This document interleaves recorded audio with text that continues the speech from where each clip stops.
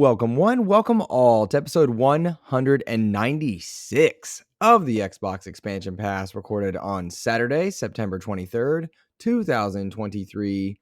I'm your host, Luke Lohr, the InsipidGhost, and as always, I am joined by my co-host, the intrepid Captain Logan. And in this episode, we are still reeling after the massive Xbox leak that occurred earlier this week, showcasing new hardware and a roadmap all the way to 2030. The Tokyo Game Show has brought some expected Xbox announcements, and of course, we have review impressions of Cyberpunk Phantom Liberty. Goodness. As always, we hope you enjoy the show. Logan, we like to start the show by offering words of kindness to those who have made our gaming weeks better. But first, how are you, my friend? It's been a heck of a week. I'm doing pretty good though. Lots of stuff to talk about. Lots of stuff going on personal life that I was also having to deal with, but also looking forward to. So just a lot of stuff going on. It's been a busy week, my friend. Yeah, I can totally echo that. My as you know, and I think our more avid listeners know, my schedule has also been extremely packed. Very little time for games, as I have a lot of responsibilities at the school I work at. Plus, coaching takes me deep into the evening. But my boys got their first win. Nice. I continue to have amazing students, which is cool because if I'm missing out on like my game time, it's nice to like see the benefits and be around the great kids and stuff. My wife has been sick for over a week now, and that's been a really big strain on our family as well. But a lot of people have been helpful. And I mean, helpful is like some people came over to the house and helped with my dog. Other people giving me links to the news stories that I would miss. We've had our community's been really supportive in all these ways. So it's been really neat, I guess you'd say, to be so busy and know that everything was going to be okay, even with my stuff going on. That's a nice feeling. It's gonna be all right. Let's not get a copyright strike. Yeah. No one's confusing my voice for anyone that actually has talent. Me neither, man. Me neither. Well, dude, I have several words of kindness, and I'm really excited to share with them. But I wonder if you wouldn't mind throwing a spotlight on your people that have made your gaming week better.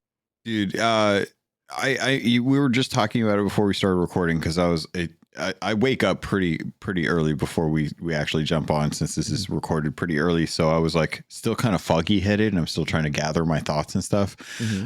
So I was like, I don't really know how I should do it. And then you're immediately like, oh yeah, we should definitely. I mean, you did the PS Trophy room with Joe, but we've been giving him a lot of love, and I'm like, yeah, we probably shouldn't be giving him that much love. But I did really appreciate getting to do that. I really appreciated you first for getting me access to Cyberpunk Phantom Liberty, but also the emergency recording that we got to do earlier this week to talk about like the Xbox leak. Like that was really cool. But I wanted to real quick for our audio listeners. Oh yeah. That is a YouTube specific show just based on how it went up. So if you're an audio listener and you'd like to hear our reactions like on the day of that massive leak, we would love for you to go check that out. That's a good thing to point out too, because we probably won't be talking about it much here, since we already kind of covered most of that. So definitely, if you're audio listener, definitely go to the YouTube for that one, because we talked a lot about it the day of. But I wanted to thank Butch, because last night we'd been kind of like talking. 4969. Yeah, Butch4969, one of our patrons, who is in the Discord with us. We had been planning like a State of Decay playthrough, like kind of working on State of Decay, because I wanted to jump into it for a long time, but no one ever's like willing to kind of like jump. Well, a lot of folks are willing to, but no one's committing to jumping in on playing like a campaign run with me, right? So I was planning to do that with him. And Ryotsuka is or Clint Coombs, I guess would be a better way to Clint Coombs was in one of our patrons as well. And we jumped on last night, and dude, it was so crazy. We were just kind of working through the trial, like the first little bits, and the opening things, and kind of like seeing like, okay, what's changed from when Bush had been playing compared to like, what am I noticing now and stuff. And we were having a really good time with it.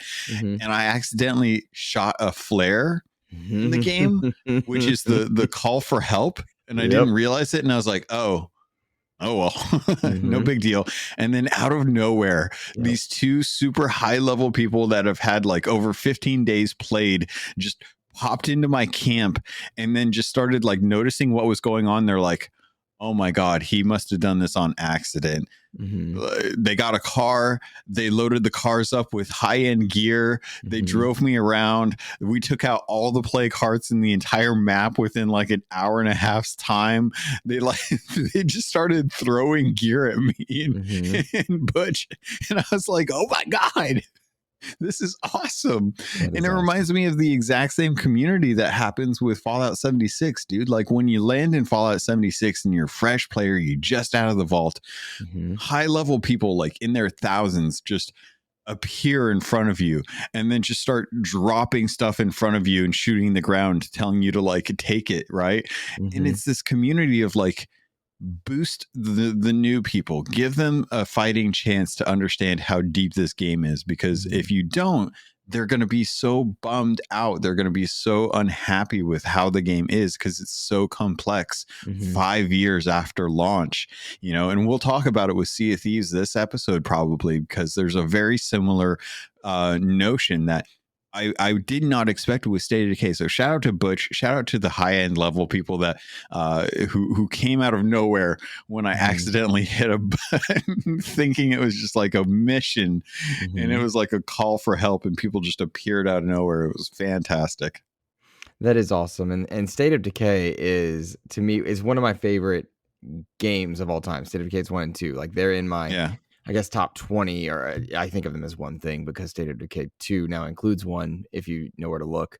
I love State of Decay 2, like, it is just such a special game to me, and you can have some really cool dynamic moments, Mhm. in there, and so I'm really glad you got to have that experience. I'm jealous, but I was zonked out of sleep at 6 p.m. last night, so I Dude, I don't blame you. totally. I had a tooth extraction this Thursday, and I've been like in and out of a comatose state thanks to the Mhm. all the meds that I've been taking Mhm. post op. And yeah, so like I told him, I was like, all right, let's do it. But then like I passed out for like an hour, and I woke up and I was like, oh, I hope Butch and then we're still like okay with this. And Mhm. shout out to Clint who wanted to join but ended up not being able to. So we'll have to get back in there and do another sash. Yeah. Oh, that game's so much fun. I'm excited you got to have that experience because I can remember Kev and I driving around at night when the zombies are more vicious. It was very much like The Walking Dead because we were both driving our cars. You have the headlights and then the Yeah. darkness and then there's zombies out there. It's so much fun.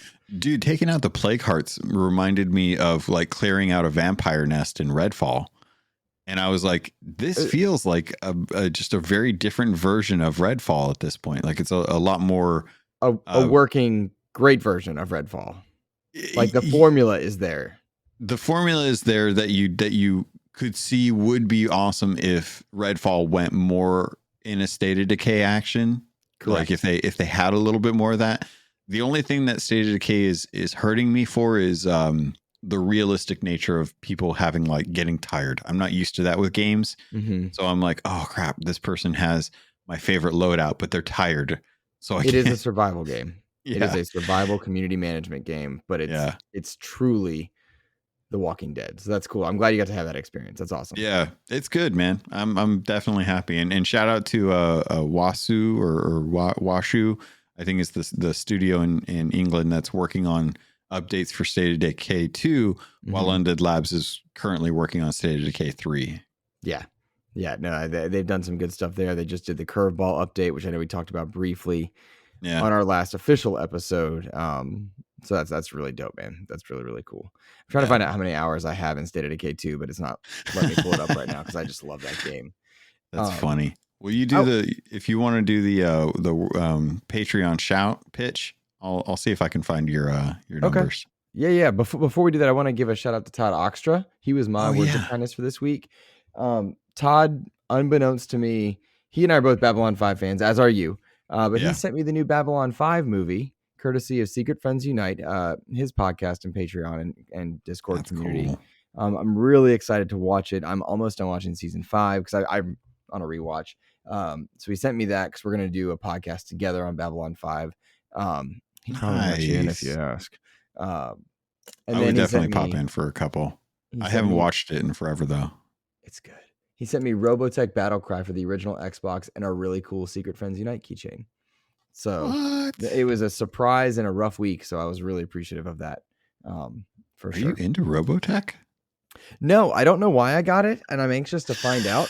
Like I'm Robotech's into legit. mechs and original Xbox, and I think that's probably why. So I'm anxious to like pick his brain, but I've just been so swamped. But I also want to give a shout out to community member Trickster, who I know is big in Keelhauled and supported. Yep. When we announced that we are giving away all the Patreon funds for the month of September, he upped his pledge. He went up to tier 2, which was really, really cool. And so I'm grateful for that. And that now puts our community at donating, and I don't mind saying this at all, donating $158 right now to Extralife. If anyone's willing to support XCP over on Patreon, all the funds for the month of September are going to Extralife. I'd love us to get to 175, which would be a really cool number, to like a nice round number to give to Extralife. And I take no offense if you want to do that and then cancel, or if you're donating somewhere else, rock on. But it's kind of like our way of doing Extralife without doing like a specific fundraising drive. And I'll be donating that to some of our sister shows that are doing actual fundraising campaigns. So that's my plan for XCP support of Extralife, and I'm grateful to any of you. You have access to any of the special content that we do, that kind of stuff. So we just appreciate you. And speaking of, good sir, I want to go ahead and make our tier 2 and 3 shout outs. Of course, we appreciate you guys for supporting XCP at patreon.com/Xbox Expansion Pass. You help keep the lights on and the content coming, especially as I'm going to have to hit some Zencaster monies in November. So I appreciate you guys. The shout outs for tier 2 and 3 are Trickster, Robbie Bobby Miller, Silent Cypher, Xbox Skittle, Steel Rain, Matto 1606, Randolph Thor 19, Silkenet, Rick Gaffney, Hafrican aka Charles Jones, Game Positive, Jam Pack Sam, Matt Valdez, Neo Prime 33, Rick Davis, Red Beast, Xbox Mike 29, the Lord Sir Master James Suddy, Brendan Myers aka the Winter Gamer, Sony's VP of Marketing Kevin Butler, Clint Coombs, DJ Hero, and Dano12. Thank you guys for supporting XCP, and by default this month, Extralife. We are grateful and appreciative of you. As I stole from another show of people that I love, it's always appreciated and never expected, and we appreciate you guys. So, Logan, we have a lot to get into despite the massive Xbox leak this week, and I do encourage people to go check out that particular episode on audio. We had, since then, the Tokyo Game Show took place, and Xbox had an expected but impressive showcase for what was expected, mind you. Unity has, we have a few updates to the Unity story, but nothing substantial enough that I'm like, yay, they fixed it. We talked briefly about the Xbox Game Pass core lineup that's now in full swing, which is doing well. Cyberpunk Phantom Liberty, you have played through Phantom Liberty. Did you complete Phantom Liberty? I did. Yeah, that's what I thought. Really good. Reviews there. ABK is about complete, finally. Season 10 of Sea of Thieves is going to bring with it PvE, asterisk maybe, and Forza Motorsport goes gold. All that plus Embracers doing crazy stuff, man. I think we should start off with the Tokyo Game Show, which took place this past week. Lots of neat stuff going on there. But I was not surprised by any of the announcements that came from it. I don't know if you were. Yeah. You were? Things. Yeah, there are a couple things I was not expecting. So yeah, definitely happy. So the showcase, some good recaps out there. We saw some good things come to Game Pass, some games that I think are, to me, very expected now to see the partnership between the Yakuza franchise and Xbox and Game Pass. I love seeing that continue to strengthen. That stuff was on display there with Like a Dragon Gaiden and Like a Dragon Ishin, both announced there. I thought that was pretty cool, even though I have no interest in that. How did you feel? I thought this was really awesome. Like a Dragon Yakuza in general has done so well on Xbox. I know that all the stuff is available through like PS Plus as well too, but having the Like a Dragon games like come to Xbox through Game Pass just shows that they're willing to support, the Japanese developed titles, but bring good titles to Game Pass as well. So I was just really stoked to see that that's going to continue on, especially if fans are already like kind of integrated into the eco or into the franchise now. They're kind of like familiar with it and stuff, and seeing that continue on, it's like, oh, cool. You get to actually like continue playing with this world, with this franchise, and you're not going to miss out on it, and that was kind of like the big theme for this Tokyo Game Show was just like, hey, these are franchises that we don't want you to miss out on because they're on other hardware that you don't have. And I appreciate the heck out of that. I do too. I think it's neat to see. And I think I've said this a lot in a couple different places over the past few years because XEP started in 2019. Wow, it started in 2019. Yeah. that's kind of cool. And yeah, we're approaching episode 200. That's also cool. But XCP started then, and in that time, I feel like I've regularly used a phrase like, you can see the progress Xbox is making in Japan, or the efforts that they're making to build relationships. And none to me more impressive than the relationship they built with SEGA. Yes. And I think that's really nice to see, specifically, Atlas and the JRPGs that SEGA kind of bumps into by way of their branding. And I like that Yakuza is now synonymous with Xbox and Game Pass. And that can happen without coming at the expense of PlayStation gamers or anyone's experience. But I think it's really neat. It's really neat because I thought that was going to happen with Final Fantasy, and we saw that not happening. And until recently, there was no hope of a rekindled relationship. So it's nice to see Square Enix and Xbox getting along quite well again. But I was just happy to see that the Yakuza relationship continues next to some of the other cool announcements, to include some Square Enix stuff. Yeah, definitely. I don't know about you, but I was actually really surprised by Octopath Traveler 2, Ace Attorney Trilogy, and Pal World. All three of those were kind of like my big surprises for the game show. Like I saw those and I was just like, oh my God, they're actually bringing Ace Attorney Trilogy to Xbox, and they're actually bringing it to Game Pass, no less. And they're bringing it like this week. Yeah. I was really surprised. So for those that don't know, like Ace Attorney Trilogy has been available on the Switch for a while. Like it's a great game. It's a great series of games that are actually really big in Japan. They're actually really big on Nintendo. It's going all the way back to like the 3DS era. And it's just been one of those like kind of sectioned off things. So seeing like Xbox put in the effort to take franchises that are really popular on Switch, which is like number one in Japan, and start to bring those over is amazing. It's fantastic to see that they're doing that, because it shows that they're looking at what Nintendo is doing and what Nintendo is like garnering as far as like trust with other studios, and they're going out to those studios and saying like, hey, can we have a piece of this for our community? And they're like, yeah, sure, we'll take the bag of money. That's easy. So everyone, if you've ever like been interested in, like shows that are like courtroom shows, ever liked to try and like investigate mysteries and try and uncover secrets and stuff, you've ever liked that detective type of story, Ace Attorney is a fantastic franchise for that Xbox fans will finally get some access to on the 26th of September. So really happy to see that. There's also Octopath Traveler 2. Yeah. Okay. Cool. Yeah. I thought Octopath Traveler 2 was worth calling out. Go ahead. Yeah. So that one is obviously another one that was launching on Switch. The original and the sequel both launched on Switch. The 2.5D design there is absolutely beautiful. Octopath Traveler 2 follows suit with having the 8 different paths that you can go through with your characters. Really, really stand out performance with like the script and the actual story that they're telling.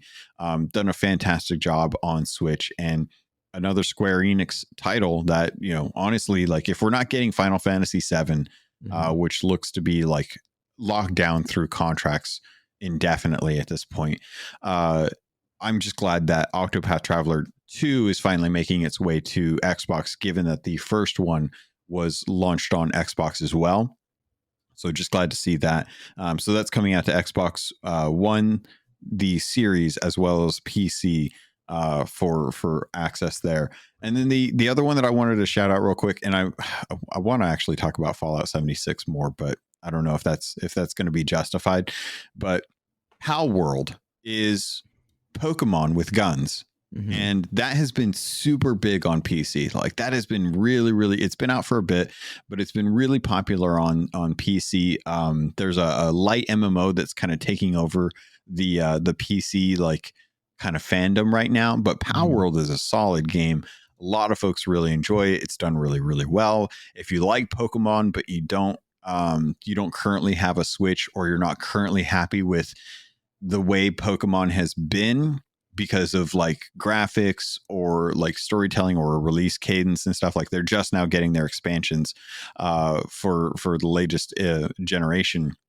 We probably won't see a new generation till next year. If this is going to be a good alternative. It's like a little bit of Monster Hunter with like Pokemon style, but like 4K Pokemon combat.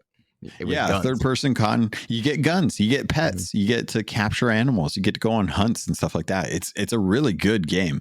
And if you like anything like Pokemon or Monster Hunter, this is one you'll probably get a good kick out of. So if you haven't been playing it on PC already.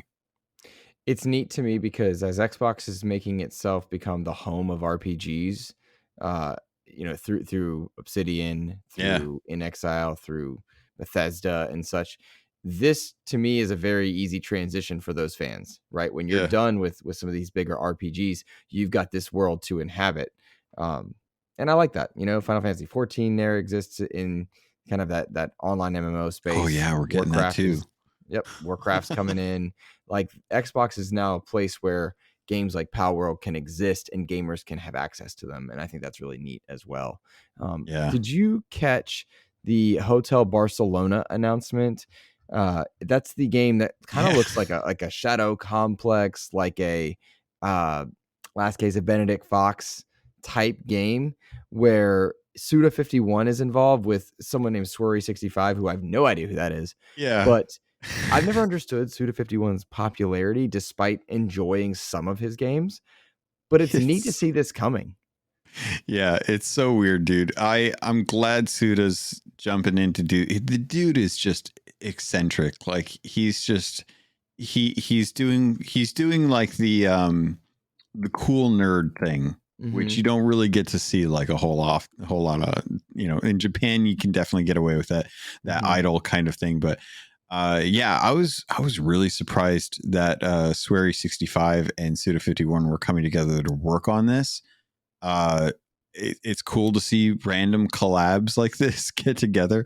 But yeah, we got weird stuff like this pop out where I was just like, okay, I mean, it looks awesome. I just didn't expect this to do it, but I'm glad Suda's stepping out of his comfort zone and not just kind of relying on No More Heroes for like checking out or working on different games and stuff. And this is probably like the interview with him was probably the most kind of toned down I think I've ever seen him in an interview. He's like sitting there like acting like looking like a normal human being and kind of doing his thing.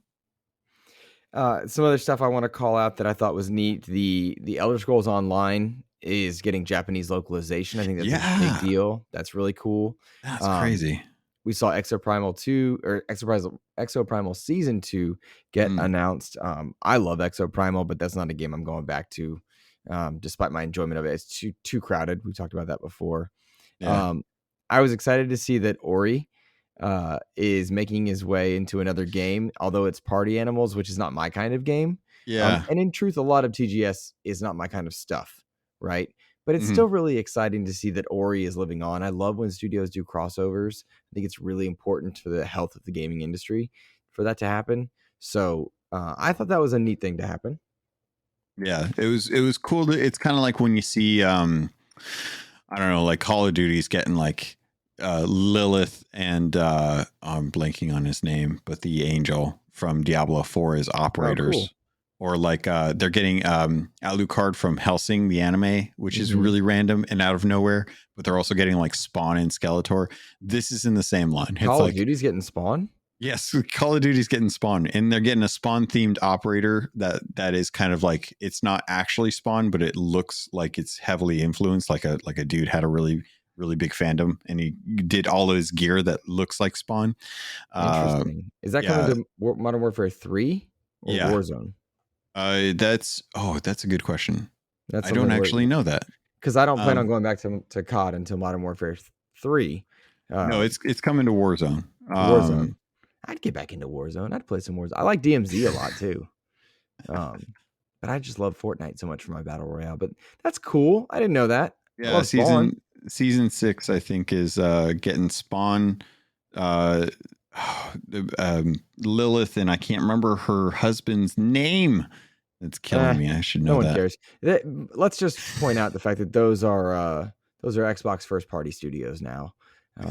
We should all just take that to the bank. There's no way anything weird could pop up in the ABK deal to derail it at all. No, they're also getting the Violator too. Oh, that's so cool. God, that's dope. Yeah. I do want to say, before we kind of close out our TGS stuff, I did think it was cool to see Phil Spencer talking so much about relationships in Japan. And people Mm. asked him, I think it was Game Watch. It's a website that interviewed Phil. Asked him about if we were going to see more AAA titles from Japan for Xbox, and kind of in the vein of Lost Odyssey and Blue Dragon. And essentially Phil said yes, but he cited, like, we did that with Hi-Fi Rush because Tango Game Works, right? We have games that are maybe not as big as Blue Dragon, but that are on the way from different levels of Xbox, first and third party. I think that's really good and important. I will be curious to watch Xbox in Japan as cloud is less emphasized by Microsoft. They didn't put much into cloud. And their handheld, they've allowed the ROG Ally and the Steam Deck and a few others to kind of be their handheld, which I think is the exact way to do it. But it'll be interesting to watch how Microsoft handles the Asian markets. Will they be pushing hardware or subscription to an area where mobile is so prominent and internet is so fast? So I mean, just something to watch, something interesting. Yeah. I'm expecting them to lean heavily on the third-party manufacturers for the handheld space, because like you can have your Switch and that'd be good, but then you can have another handheld that covers like PlayStation, Xbox, stuff like that. The big difference I think that's going to make an impact in Japan though is that you can subscribe to Game Pass with a ROG Ally and not have to have like you can have like a Logitech G Cloud and access Xbox ecosystem without having to have the hardware. It's something you can't do on Sony's side right now. Right. And I think that's a big difference between like giving access through cloud streaming. Like that's a big thing. I think with more Starfield level quality games, more people will realize that, because PlayStation and Nintendo have gotten away with, in my opinion, being less consumer friendly in a lot of avenues because their IP have been so strong. If Hi-Fi Rush and Starfield are any indications of the quality that we're going to get coming out of Xbox, in addition to what's already there, because a lot of people don't realize what's already there, if these newer IP, bigger hits do hit with cadence, people will start waking up to realize the stuff that Microsoft is offering. And the early adopters that have been stacking things like Game Pass or already experiencing what smart delivery is, or taking advantage of ROG Allies and such. I think that'll be neat to watch, to see people kind of, I don't know if the waking up to Xbox is the right term, but there's a lot that Microsoft does well that people don't realize, or that maybe Sony doesn't do as well. But you got to have games to bring people in. You have to have games to bring people in. We saw you really huge bumps in hardware sales and when Starfield launched. Yeah. That should be the reaction, right? I mean, 10 million players for Starfield within the first month is awesome. Like that's first 2 weeks. Yeah. It's a big deal, man. Like, Deserved, I would argue, deserved, because I'm loving Starfield. That's my game of the year now, and I've talked about this in Cast Co-op and in other places, yeah, but like it's my game of the year, and it's the most 8 out of 10 game of the year because it folks. is flawed. It is not perfect. It Yeah. uh, is in need of some cleaning up here and there, Oh yeah. which I think leads us to Phantom Liberty in my mind. Like I look at Mm-hmm. Phantom Liberty as a game that or Cyberpunk itself as a game that launched terribly. I do not agree with people that say it had a good launch. I do not agree with people that say it was No, great at launch. I I think there's the let me difference finish. though. Let me finish my statement. All right, Thanks, Papa. fine. I'm I sorry. I do not agree with people that supported its launch for a myriad of reasons. But when CDPR hit that, I think it was the 1.5 update and then the 1.6 update and now the 2.0 update that you've been experiencing plus Phantom Liberty, like it's a real turnaround. Well, I don't think it's a one-to-one comparison. I absolutely think that Starfield and its beginning is great. And Starfield years from now will be something that I can't even predict. It'd just be that impressive. So Yeah. now Yeah. what were you gonna say? No, it doesn't matter. No, it No, matters, darling. Tell me. I feel I so bad. I was gonna say that I was thinking that you were kind of speaking to Ains and his impressions of Cyberpunk, which I wanted to defend, but then I realized like no, there were people that said that Cyberpunk had a great launch, and I don't think that Cyberpunk had a great launch. I Mm-hmm. think Cyberpunk was a great game as a game at Mm-hmm. launch. Like they did not deliver on the promises that they made as far as a finished game. Mm-hmm. But I do think that the game that was there with all of its flaws is still a very great game. Like it is still a top-notch game. If you could stomach the issues that it had, which still has a lot of those issues, believe it or not. Like there's still a lot of technical issues with Phantom Liberty. But if you can look past those as to what is actually going on there, like that's we'll talk about it. But yeah, Well, I will say, as kind of the true lead into our discussion on Cyberpunk 2.0, I'm so pleased that I experienced it at 1.6 that I mm, recommend Cyberpunk to everybody, even people like myself who are not standard RPG players, right? yeah, I still felt immersed into that world. I love Cyberpunk 2077 because the experience I had was just so unique. And I think it's very telling to where games can go. And it makes me sad knowing that they're abandoning the Red Engine. Makes me happy knowing they're going to Unreal 5. mm, But I'm really curious to hear about your impressions because we were fortunate enough to be clear. We got codes early. You've yeah, been able to put time in and finish Phantom Liberty. I'm well over 150 hours in standard Cyberpunk and haven't picked it up since I put it down. That's a dumb statement. Haven't picked it up since my playthrough, right? Like I have not yeah, returned. I don't go back. Like I did a bunch of achievements and I was done. So Phantom Liberty is different than Cyberpunk 2.0, and we can't show footage of your B-roll yet when we launch this episode. So your B-roll is going to yeah. come in the next one. But would you like to talk about Cyberpunk 2.0 or would you like to talk about Phantom Liberty first? I would probably 2.0 because I think Okay. that's the thing that folks are going to have access to right now. Okay, so let me guide you in a little bit of this so you don't. Yes. So 2.0 for any listener that's unfamiliar is almost a complete redesign of a lot of the skill systems and a lot of the experiences that you're going to have as a player in the world of Cyberpunk. And it takes a lot of the evolutions that have come and the lessons that have been there. Now, Logan, did you boot up your original save to experience kind of this new Cyberpunk 2077, or did you start a new character? I did both.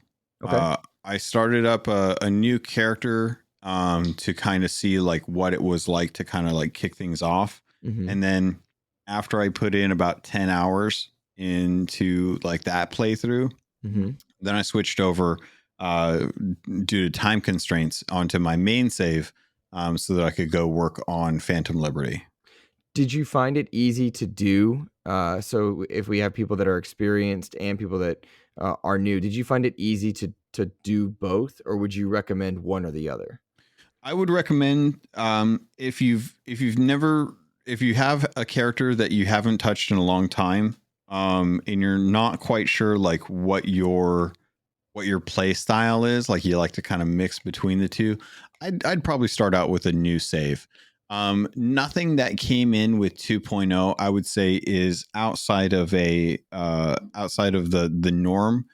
If you're willing to sit down and like take 10 minutes to look at the talent trees, think about like what your spec was and what you want to get back to. Because I was able to, because before the 2.0, I was running a net runner that had about 140 hours on that one playthrough.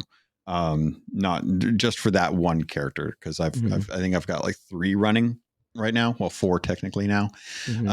So my main playthrough, I had 140 hours as a net runner. I knew exactly how that character was going to play. So when I went into like that character, everything had reset, and I wanted to make sure that I worked on that. So I spent about 10 minutes sitting down, reading each talent, looking for the trees that I needed, looking for the attributes that I needed to pump points into, because it's all tiered now. Now you have to actually like open up enough points to expand the tree. Like if you played Immortals of Avium, you had to put a certain number of points into different magic talents to be able to unlock new or more progression within the talent tree that you were currently working on. Similar thing here. Like if you want to progress to the higher levels of skills or talents in one perk, then, or one attribute, then you have to put like 9 points in, and then 15 points in, and then 20 points in. So it'll take a little while to kind of read over and kind of plot out like your thing. They're very generous with the 2.0. They give you a complete reset of your attribute points, so you can put in, you know, all the points that you want into whatever tree you will because of those gates. But you can use your perk points, which is what you use to purchase abilities within an attribute. You can refund those free anytime. You're not locked in. You don't have to reset. You don't gotta talk to anyone. If something's not working, you can pull a point here and put it in somewhere else and really experiment with your build. So this implies that if I do have a lot of time, Logan, I'm not going to be frustrated by losing progress. No, you can jump into your old save. It's going to take a little reading to kind of find the stuff that you liked before 2.0, because it's all there, and they did a really great job of building out other builds. So you may be reading some of the other talent points and think like, like it's not quite what I had before, but there's a way to get back to what you had. Like I am a beast of a net runner now, even more so than I was before. And I actually really love the 2.0 update because I feel more active in my net running, and it's gross. It's absolutely gross. Like I just don't die at this point. Nice. The other thing that you want to be aware of too is all of the gear that you had is all just cosmetics now. So like anything that you were wearing that was like stat based, it's all just looks. There's some pieces that have like 25 armor on it, but that's not the point of it. The stuff that you put in when you went to go talk to a Ripper Doc, the 1 or 2 times that you probably had to do it, that is now how you deal with all of your gear stats. So you've got cyberware, which you talk to your Ripper Doctor about, right? And you can buy new pieces of cyberware that are geared towards the stats you're looking for, and you can upgrade those individual pieces with different components that you can craft. That's all worked out now. It's a lot nicer, and you can expand how much you can actually wear at one time as well too. And then on the other side, you've got all of your cosmetics. So anything that you've collected over the years that just looks cool, you can now wear separately. There's loadouts so that if you have different looks for different times, if you want to look like a certain way or you get bored of it, you can save your outfits and wear them whenever you want, which is really cool. And they've just they've split up the cool aspect of Cyberpunk, which is looking like a badass, compared to what are the stats that I want to put in to support the talents that I've picked for the build that I'm going for. Gotcha. That's encouraging to hear, because I cannot stand in any video game where I have the stats and I'm tough, but I look silly, right? Yeah.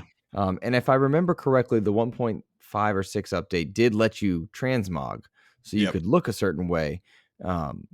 But this sounds like it's smoother. Now I'm curious, did you have a lot of chance in your gameplay, either in Phantom Liberty or 2.0, to do any of the new driving combat or use the new vehicles? I did, yeah. So in 2.0, actually I think it might be Phantom Liberty. I'd have to double check on that. But with the updates, there are two new kind of recurring events that you can do. One of them is an AV will actually fly over and they'll drop a supply drop that will have a red flare that will pop up. And if you go to that location, there will be enemies there kind of trying to hack into it to get the supplies. And if you kill all of them, you can go in, you can get the supply drop. That typically happens only in Dogtown, though. The other one is Dogtown is the Phantom Liberty specific. Yeah, zone. Dogtown is specific to Phantom Liberty. It's part of Pacifica, but it is a walled off, segregated area. So that is all Phantom Liberty zone that you have to buy into. The other one is driving vehicles for the captain, as I call them. And that's where you see a lot of that vehicle combat come in. And each of the different trees in 2.0, the different attributes have perks in them at low levels that you can buy into that will either like increase your vehicle health, increase your vehicle damage, give you the ability to use like the Sandusky attribute, which slows down time if you're going that build. There's different ways to kind of unlock how well vehicle combat works. I don't really like the vehicle combat. I think the thing that really changed it for me was when I unlocked the perk that allowed me to use quick hacks on cars. So I can make cars stop. I can make cars go. I can make cars explode. I can take over cars. But all of that is a caveat to the fact that when you are just driving in the world, if you get attacked, you still have to drive your car. So I'm sitting here with my left and right trigger, gassing and braking while trying to steer, while also trying to move the camera behind me to see like the car that's chasing me.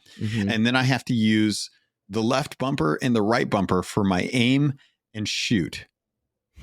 So I'm like using every finger I can possibly use to try and like drive while not running into other cars or trampling over people and shooting behind me. And it is a lot. And I really wish that there was a way you could like auto drive while you actually fought.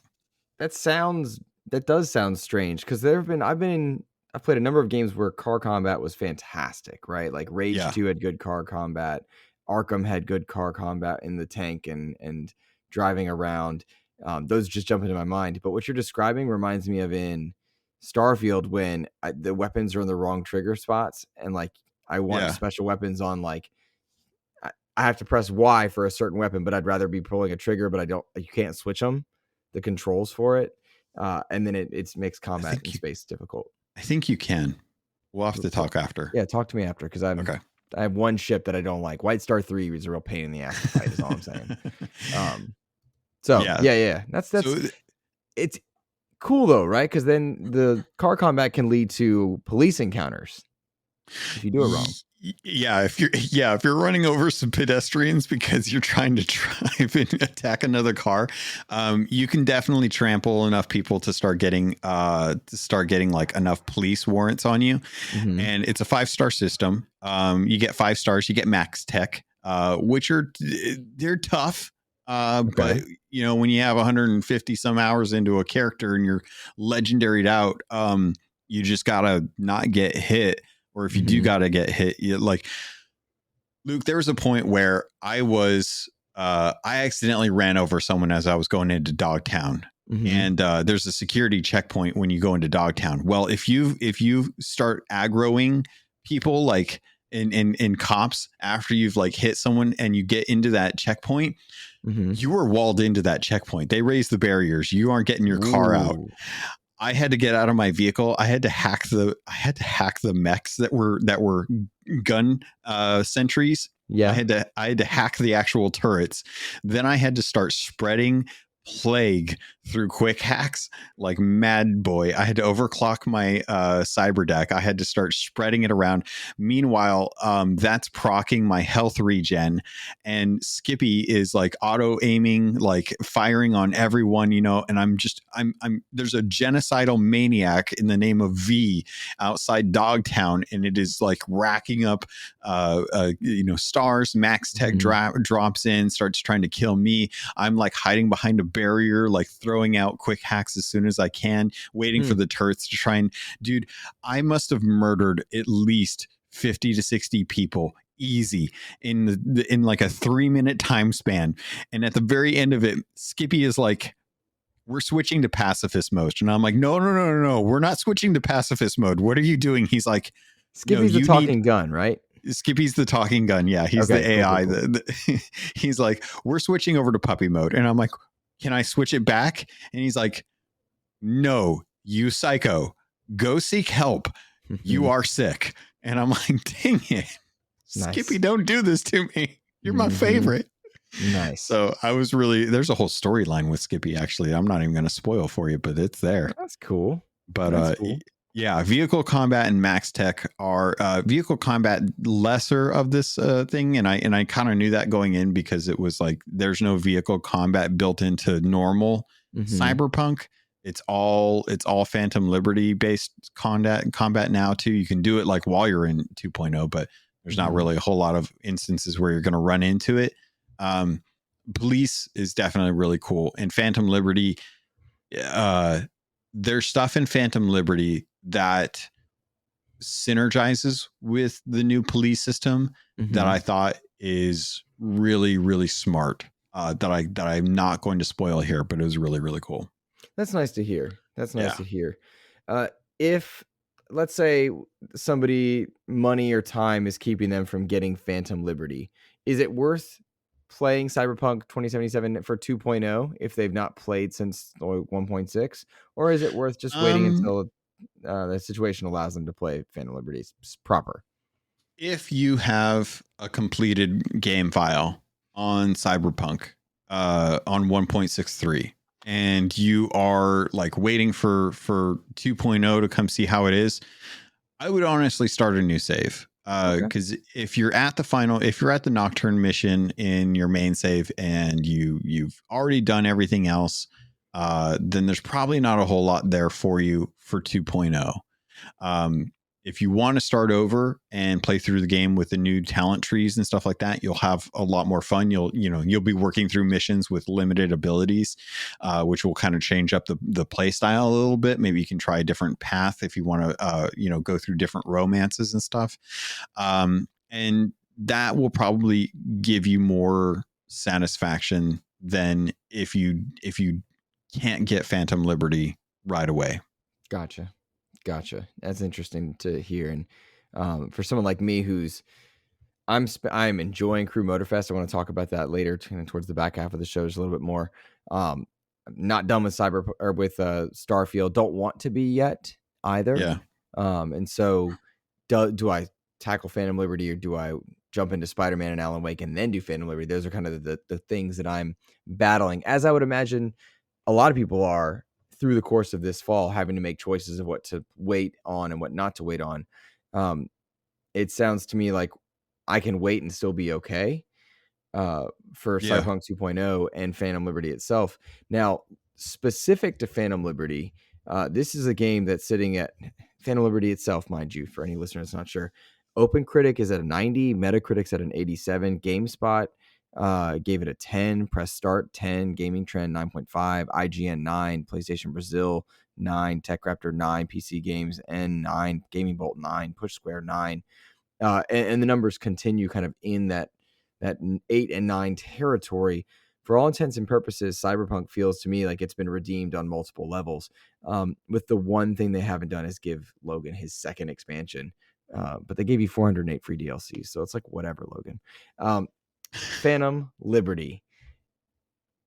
the experience begins in the cinematic trailers with the president's essentially Air Force One equivalent being shot down, and V is called to action, whatever that means for your character. Did you feel like you were in it right away? Did you feel involved? Oh yeah, 100%. Like as soon as you get into Phantom Liberty, they pull you in with a really good carrot on the stick.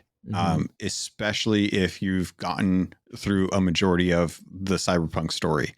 And this game stands like Phantom Liberty stands on its own, but the characters that you start to get involved with right off the bat are going to draw you in. In true kind of espionage fashion, this is the mixture of a Bond film with a Mission Impossible film. It has elements from both different franchises, and it executes them beautifully in like a 25-hour campaign. And you just, it's absolutely fantastic. This is probably the closest Idris Elba will get to playing Bond in a not Bond role. Interesting. That I've ever seen. And I'm so interested to see if that were to ever happen, because Idris Elba's presence in this expansion is not fleeting by any means. He is once he's introduced as Solomon Reed, he is there. He is present. He is with you through a lot of it. There's a lot of conversation that happens with his characters. Each of the different characters that gets introduced is fully fleshed out. They all have characters, personalities, stories to tell, and all of those characters, all of those stories are so relevant to the end, because a lot of the choices that V will have to make is dependent on your connection to these different characters. And I genuinely mean, like, all of them matter. It's not like, oh, the president's in trouble. We have to save the president. We save the president, or you don't save the president, and that's it. Like, no, the president's character will impact and influence the rest of the expansion. And the same thing with Songbird or So-Ming Song, who is the netrunner that was with the president during the time of the attack. And she is the one that calls you for aid. And she does so by being able to hack into the relic that Johnny Silverhand is on, and contacting you through the relic. So it is amazingly trippy to kind of see, like, go through that. Like, that's as much spoiler as I'm going to give you, because it's like the first 5 minutes of Phantom Liberty. But dude, the characters in this are standout. The performances are standout. The setting is standout. The storytelling is standout.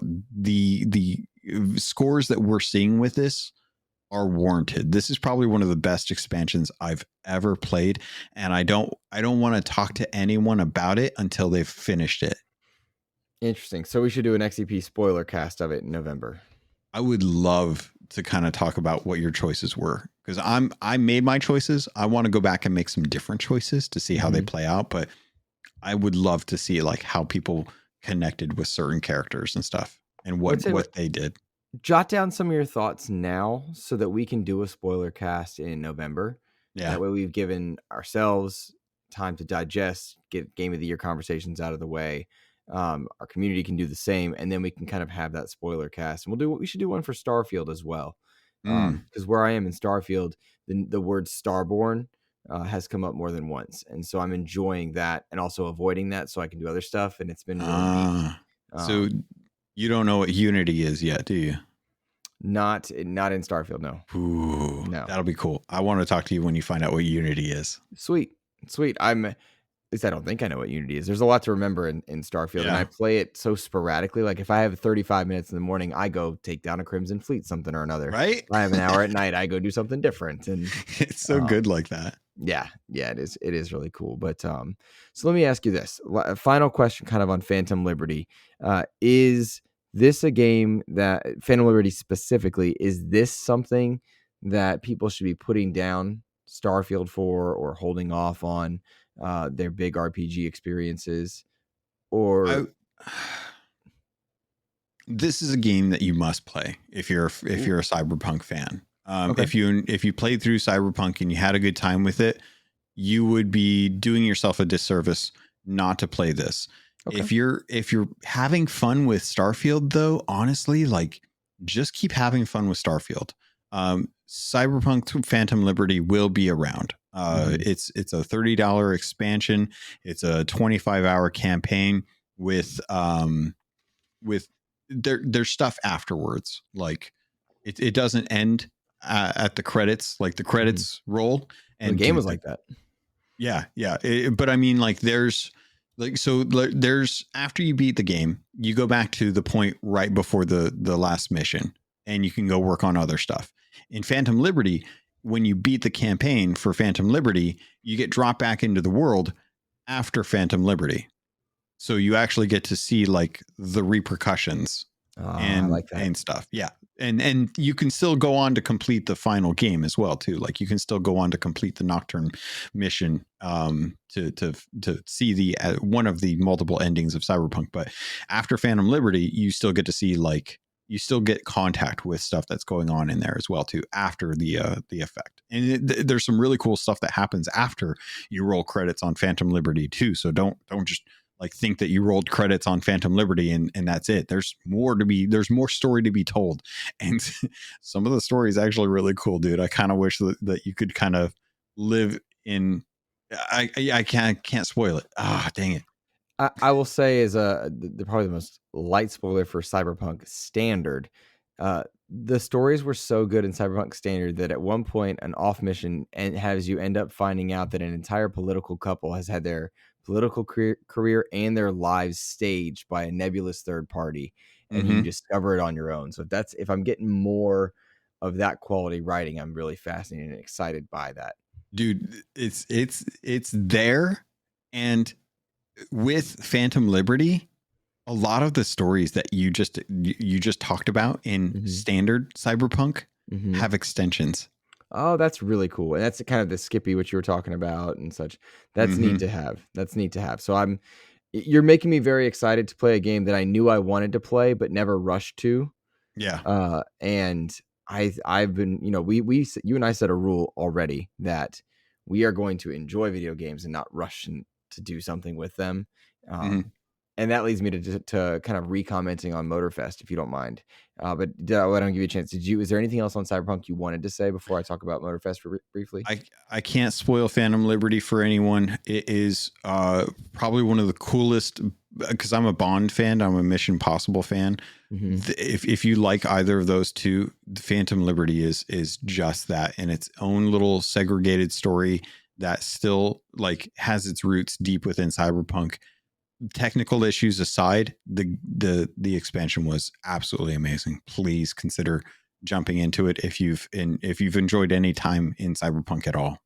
Fantastic. I love that. I'm stoked. You should have me excited for it. I know we talked about the Crew last week, Crew Motorfest last week, but I've had a chance to put a bit more time into it. But I'm not playing it in the way that I play other games where I go and I sit down and I play hours at a time. This is a game where I go and I play a couple races and jump in and jump out. And it has been pure joy.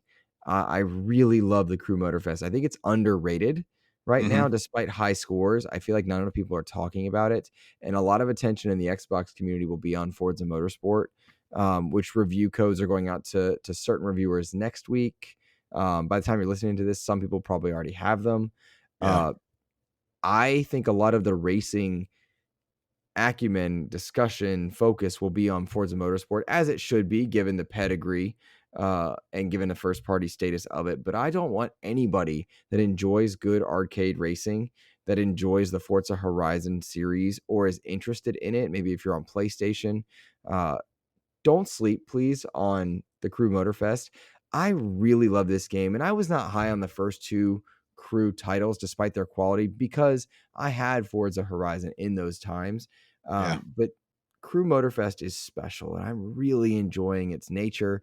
The availability of different cars, the availability of different types of races, the ability to switch between boats and motorcycles and planes. I remember last week I said boats, and I I we know. kind I of got was, selfed out of it, but like, I mean, that happens, right? Like if you haven't done it recently, but like, yeah. there's so much fun to be had, and I'm playing Motorfest in such a casual racing fans mindset. Like it's asked me if I want to up my difficulty, and I'm like, no, I'm having a blast winning and going through, and I like that.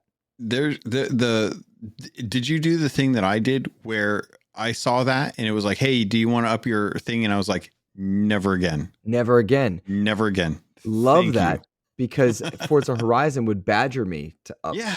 and Yeah. I did not want to because I'm not the guy that like I don't hit the driving line every time. I use the walls to steer sometimes, right? Like that's what makes games like that fun for me. Yeah. I love the nitro boost in Crew Motorfest, and so Right? while I'm excited to play Forza Motorsport for coverage and for interest of the Xbox community getting something else to celebrate, I I'm going to be playing the Crew Motorfest for several weeks to come, if not through the end of the year, in a Mhm. casual, relaxed state. And to me, that's far more enjoyable. Yeah. So I want to fully encourage every one of our listeners that is a casual fan or maybe is intimidated by the idea of motorsport. Please go check out Crew Motorfest. That is money well spent. Yeah. Sincerely.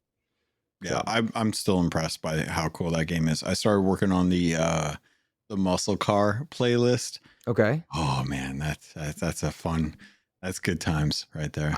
I just jump in and around different playlists. I just kind of go where the Yeah. line takes me. That's how casual I'm playing at the moment. Um, so cheers to the Crew Motorfest. I really appreciate that team. And I think we said it last week, but I do want to double that. We did get codes for that, but I Mhm. still argue your money is well spent here. Oh, 100%. Especially if you're a fan of Forza Horizon 5 for its arcadey feel. If you want another dopamine hit of that type of game, like pick up the Crew. Yeah, fully agree. Fully agree. Now, Logan, on last week's proper episode, not our special edition, but our proper one, we talked about Unity because they really, about Xbox shoot themselves in the foot by releasing that roadmap. Unity definitely was like, we're going to be jerks and double down on it. It is slowly walking back some things, but not others. It kind of continues right now. They've shared a new set of guidelines, and currently existing games are not going to be impacted by what they're calling a runtime fee. But they've apologized, but they're not addressing other parts. I don't feel the need to read detail for detail, but I will say that Unity has burned some goodwill and doesn't seem to be taking the steps to win it back with indie or AAA developers here. Yeah, it's really disappointing to see this. I honestly, I think they've killed themselves at this point. Mm-hmm. Like it's one thing to make a misstep and then backtrack it 100%. Mm-hmm. The walking back that they're doing right now is like testing the waters to see what they can get away with. Right. And it's just gross. I'm not here for it, man. It's a shame that Unity is going through this because at this point, like there are a lot of studios that are like, nope, sorry, I can't trust you anymore. I'm not gonna get burned by this. Appreciate the 3 months head up, but we're gonna be having to restructure how our games are built at this point. Right. Understandably so. Yeah. So.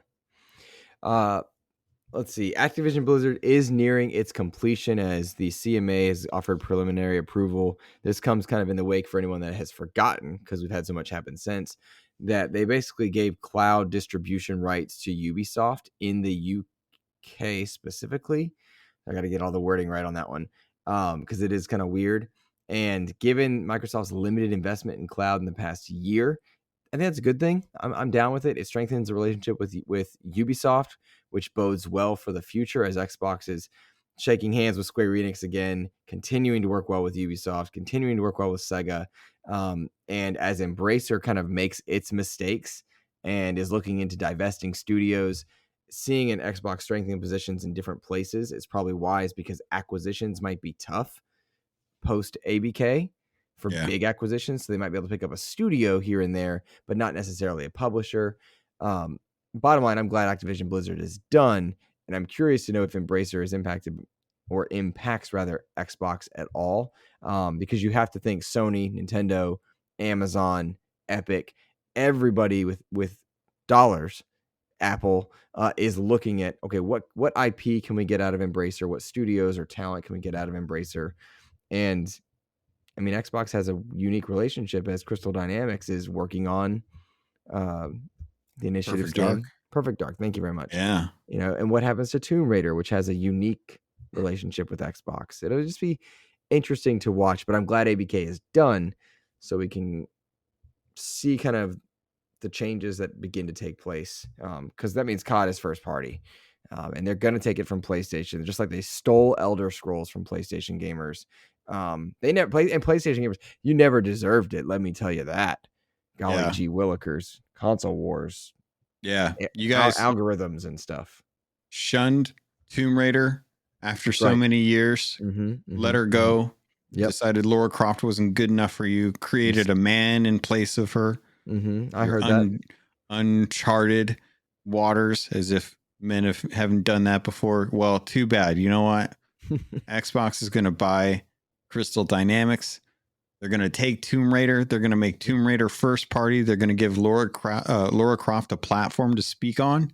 You guys can have your Aloy sitting second banana to God of War Kratos. Get out of here. Poor Horizon Zero Dawn and Forbidden West, man. I know that game.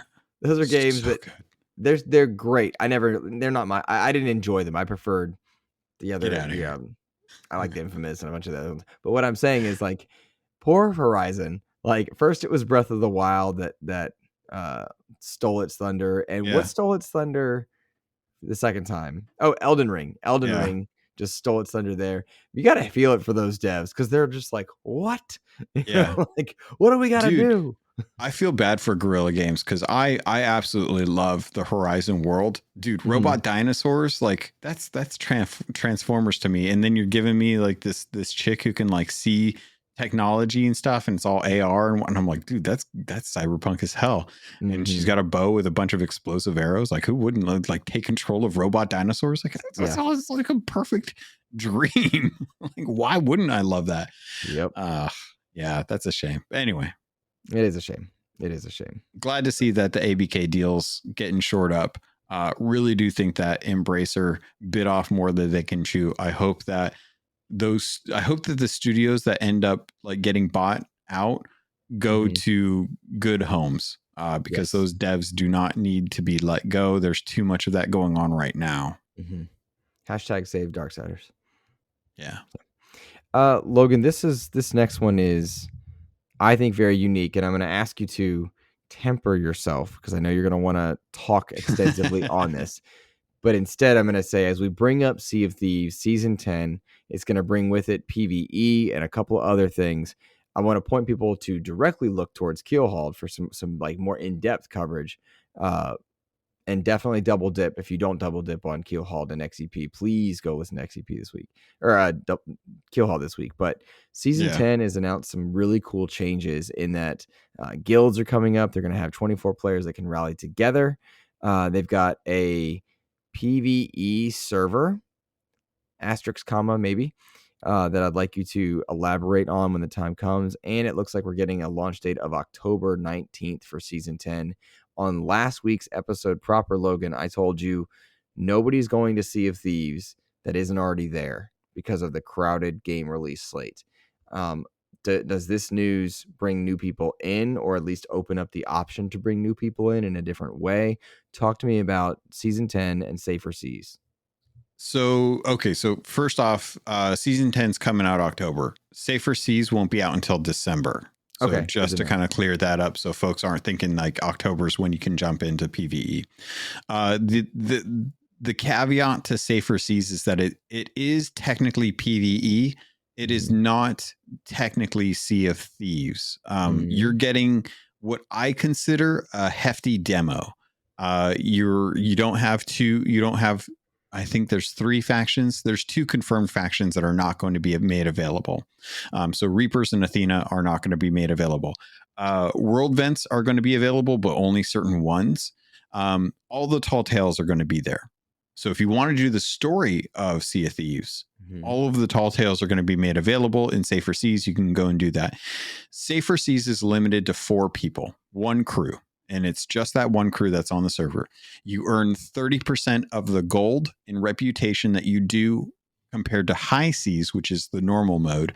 And you can only progress the original three factions, which is the Gold Hoarders, the Order Souls, and the Merchant Alliance. So the pig people, or the animal crates people, the skeleton destroying people, and the digging up chest people. The three original trade companies. You can only get those up to level 40 each, which means you cannot hit Pirate Legend to open up the Athena's Fortune stuff in Safer Seas. The goal of Safer Seas is to be a training ground for folks that have never played through Sea of Thieves, or have and have been immediately sunk or lost hours of gameplay because they didn't know what to do. This is training people how to play the game in a safer environment compared to when they actually move over to high seas to expand their play styles. Is this a prelude to taking the game free to play, you think? No, this is a way to get Game Pass fans in without overburdening them with too many different things. Gotcha.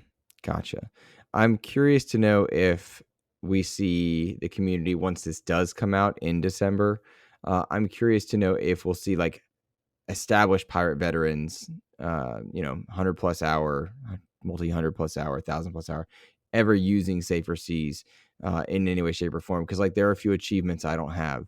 This might be a good place to go and do those or whatnot. So I think that's a really nice thing to see, and I'm glad that Sea of Thieves is making this change. I've long been an advocate for PvE in Sea of Thieves, and that's a very divisive conversation. But I like that this is something that's there for people. Now, Season 10 is coming October 19th. Do you anticipate new players influxing for this? No. These are foundational quality of life changes that are coming to the game. It's not going to draw anyone in that I see that are going to be that are outside of Sea of Thieves already. Gotcha. In Safer Seas, honestly, won't bring people to the game that weren't already in it. This will bring people in who gave up because of some of the toxic seas that have been around. Gotcha. Makes sense. Good to know. Good info. And again, I'll direct people to Keelhauled that currently don't listen. I strongly recommend you guys check that one out if you want to know more. A couple other smaller stories. Forza has gone gold.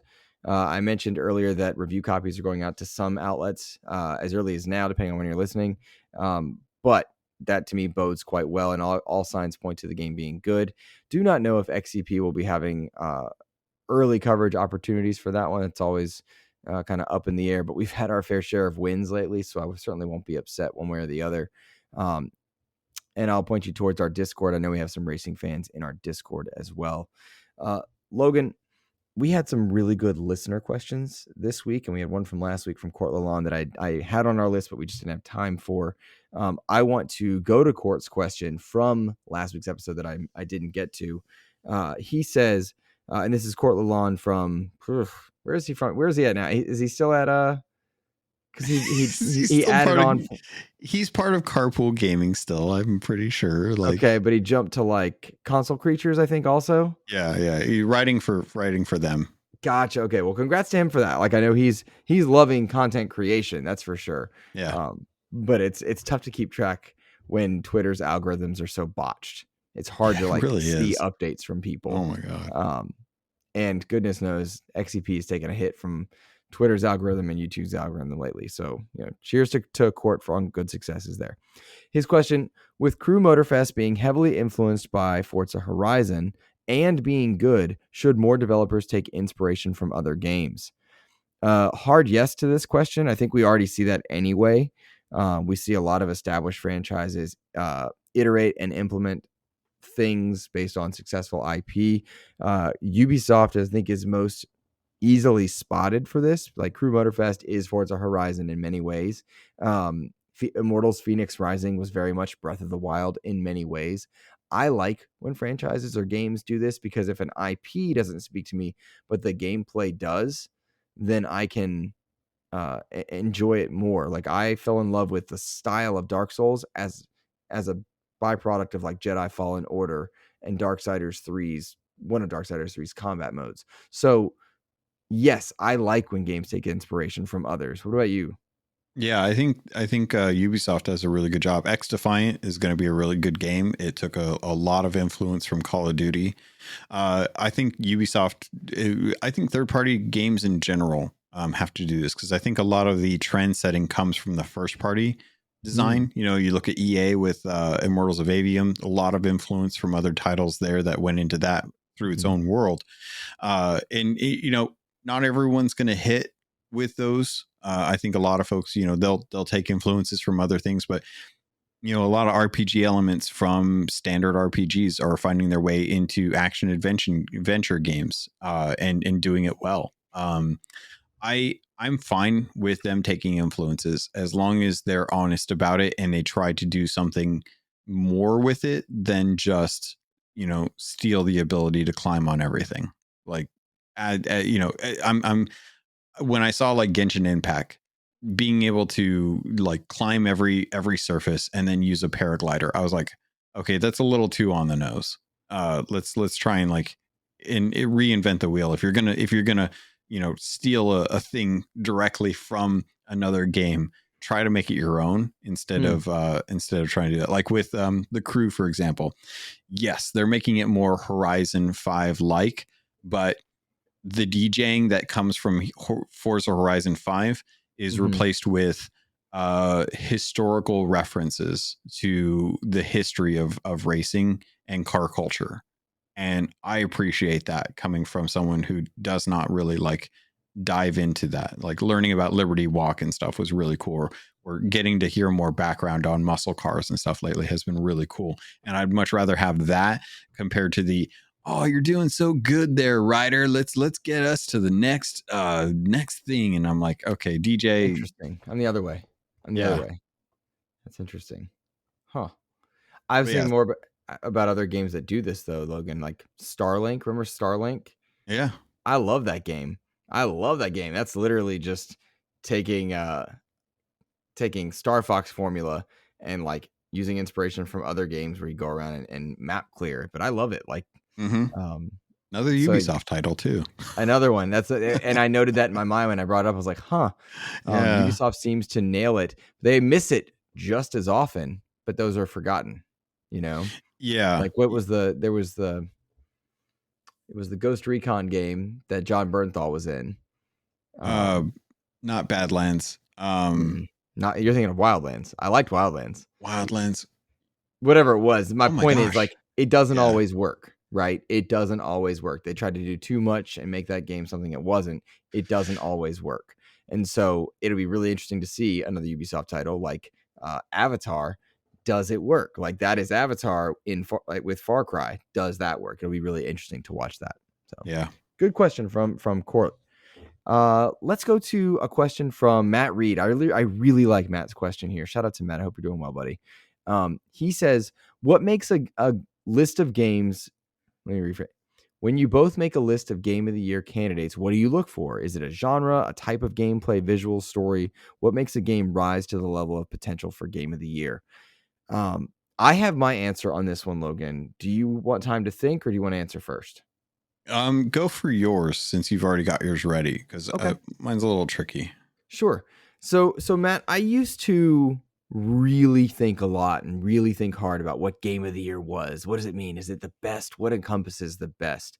And as I've gotten older and XCP has become kind of more established and XCP has found its audience, I think for the most part, like we have a community, we discuss, they know me, they know Logan. More and more, the game of the year conversation is less bothersome. And I find it to be like what did I have the most fun and take the most joy with? And then I look at like, okay, how will people receive that? If in a year where I played a ton of Avengers, that's not a game of the year candidate. Something that felt intrinsically noted like that couldn't be it.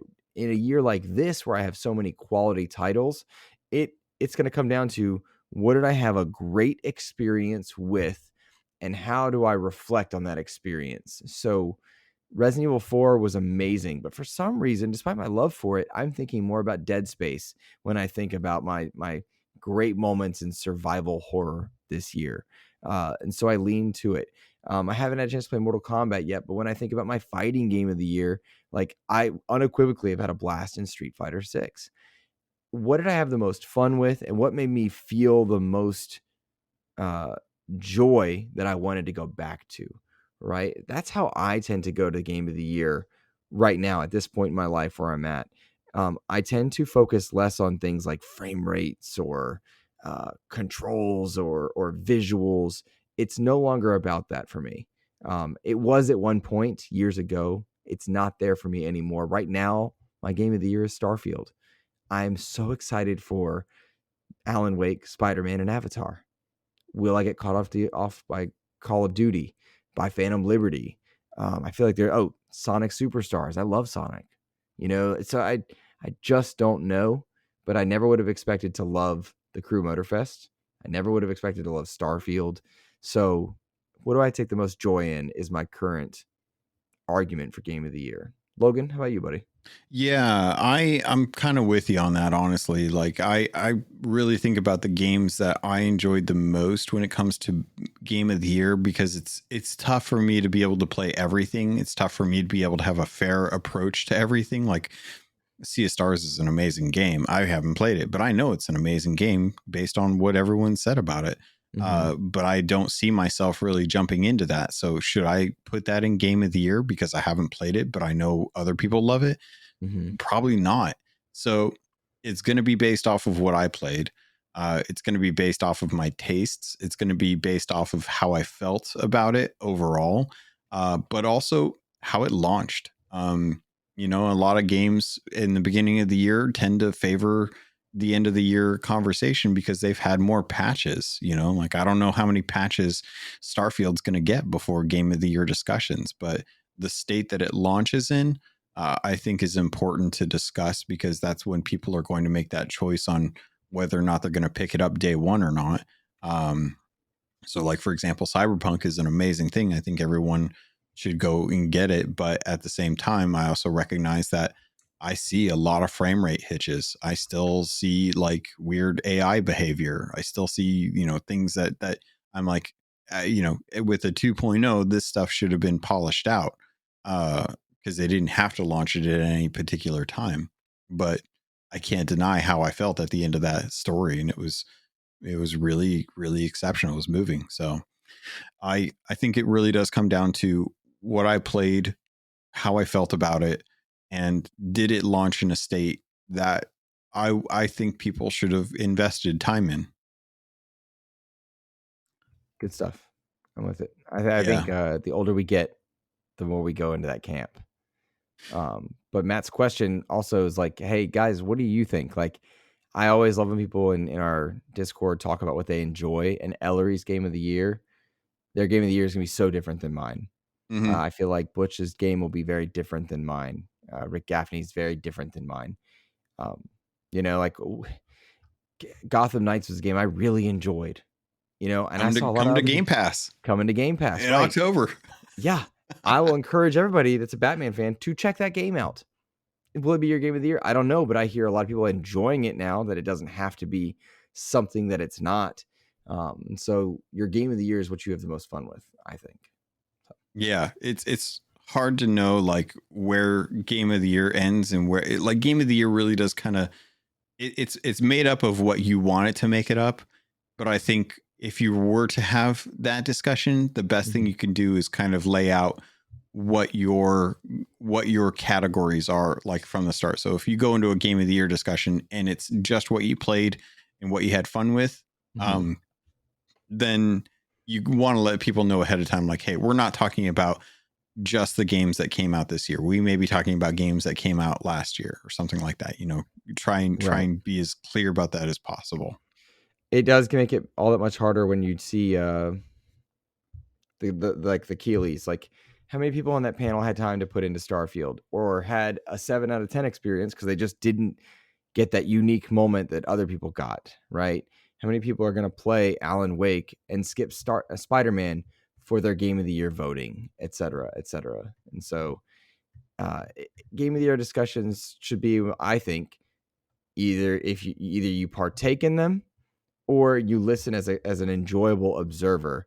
but never get upset over, because it's just too big a area to play everything and be informed on everything. Yeah. So, this question comes from Jam Pack Sam. Shout out to him. He's just such an awesome dude. He says, how much do you think Xbox's strategy has shifted in comparison to the leaked timeline or documents, going all in on digital, focusing on the power of the cloud, and more seem forward thinking, but do you still think that's what they're focusing on for the next 10 years? So I think they are focusing on IP and games more now than they have been, even maybe when they were making this deck in 2022. Hardware is a huge part of their strategy. Access to screens is another part of their strategy.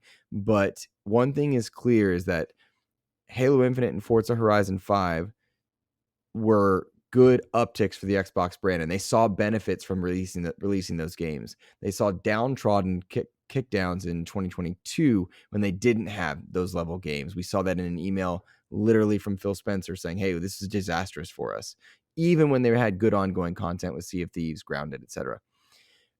To see the uptick from of news from Hi-Fi Rush, and to see the uptick in actual sales, boxed sales for a game like Starfield that just hit 10 million players despite being on Game Pass, seeing the uptick in sales from that, they realize how important software is to their model. And I think we know from the ZeniMax release schedule that was created pre-COVID, there are a lot of things in the pipeline, like an Oblivion remaster, that we haven't heard a thing about officially. What's going to happen with something like that? The size of project like that? What's going to happen to Elder Scrolls 6? Apart from ripping it out of the hands of PlayStation gamers that thought they had it, right? They had their pre-order money down. I think as they work with all digital going forward, that content becomes king yet again in a time where maybe it wasn't king because they had to fix so many other hardware problems in the Xbox One generation. I think a lot of that stuff's still intact, Sam. I think the timelines aren't there quite the same way, but the intentions and the timeline is intact. They just know that they have to have event level games. Event level games are important to getting people into your ecosystem. Starfield, Forza, Hellblade, those are event level games. Towerborn is not, even if it's good. Hi-Fi Rush is not, even if it's good. So I think event level games are key going forward. Yeah. The interesting thing here is we're looking at a different universe before that didn't have COVID, right? Like, if we didn't have 2 years ripped away from the studios to have full focus on building out the games that they were working on, the timeline is completely skewed. It's an interesting snapshot to look at this and think, this is what life would have been like without COVID. And for the ZeniMax stuff, not the hardware deck. Technically. Yeah. We don't know. We're only getting like one side of the coin, unfortunately. Like, we know what ZeniMax's future was as far as software, but we don't know what Xbox's was. Like, there's still a lot of questions as far as like when games are launching that we just don't know because of the leaks, or even with the leaks, I should say. The hardware, I think, is reassuring. I think they've always wanted to focus on hardware. I think hardware has always still been a core, essential part of Xbox's DNA. Mm-hmm. And I think that they want to continue down that road. I think the focus on going in all digital is an inevitability that I hope that legislation prepares consumers to have protections for. And that the focusing on cloud thing, I think that was always a gateway. And we're seeing that with the ABK deal, getting King, having access to that culture, having access to that spread of content. Like, I would not be surprised if, Clash of Clans or Candy Crush, things like you don't start seeing Game Pass ads or Game Pass perks pop up for those games once the deal goes through, to try and justify like buying a Game Pass subscription. I think that they've always been on the forefront of trying to push the industry in a direction that they see it going. And I think that other companies will continue to double down on AAA games on the disc, on the hardware, like for the rest of time. unless there's an upset in the industry like Game Pass was. So I see this being the exact same thing that they have been trying to do. I think the difference now is that 2 years removed from COVID's lockdown, we're finally seeing the fruit that was planned for 2021 and 2022 coming in 2023 and 2024. Yep. And I think a lot of that stuff's further along and yet staying unannounced, which makes sense. Because like if they do announce the Oblivion remake or remaster, depending on which one it is, you want a shorter discussion window. You don't want 8 months where people are nitpicking what it could be and stuff. Like, no, not if it's because it's not a Starfield level event, but it is big. Like you need to have those moments. And a studio release schedule that's trying to have 4 AAAs a year, you use that in your quieter of your 3 or quieter of your 4, I should say. So maybe that's what we're talking about. Yeah. I hope that made sense. Butch4969 asked us a great question that I'm going to sit on for next week. I love it. Maybe we'll even use it for an Xbox wrap up, Logan, where we create the official XEP video game. Designing that would be fun. But let's definitely hold on to that one because I dig it. I'm just going to keep it for next week. Nice. For now, Logan, I am anxious to edit this bad boy and go get back to playing some video games. Would you let people know where they can find you on the socials? Yeah, just over on social media at CAPT_LOGUN, mostly on X until they start charging for it. Otherwise, just find me in the Patreon Discord or for Keelhauled. Sea of Thieves, just search Sea of Thieves podcast. You'll find mine, Keelhauled, there. Going to be having more in-depth conversations with my patrons about Season 10, Safer Seas, High Seas, Guilds, the Song of Sirens or Skull of Siren songs, the PvP voyage that's coming, all of that this week and in the following weeks. There you go. Yeah. Well, listeners, you can find me on Twitter and Threads and all your socials at InsipidGhost. And of course, you can find XEP on all your podcast platforms of choice. If you're still listening and you haven't checked out our leak episode over on YouTube, please do so. Got some good stuff coming down the pipeline. It's just a little delayed because I'm a busy guy right now. That's all. But we appreciate all of you. Remember to support XEP on Patreon because you're supporting Extralife on Patreon for the month of September. And I take no offense if you want to up and then cancel later. Right now, I'm donating $158 as a courtesy of XEP. And if I can get that to $175, I would love you guys tremendously so. So that's going to be it for us, Logan. Have a great rest of your week, everyone. Take care.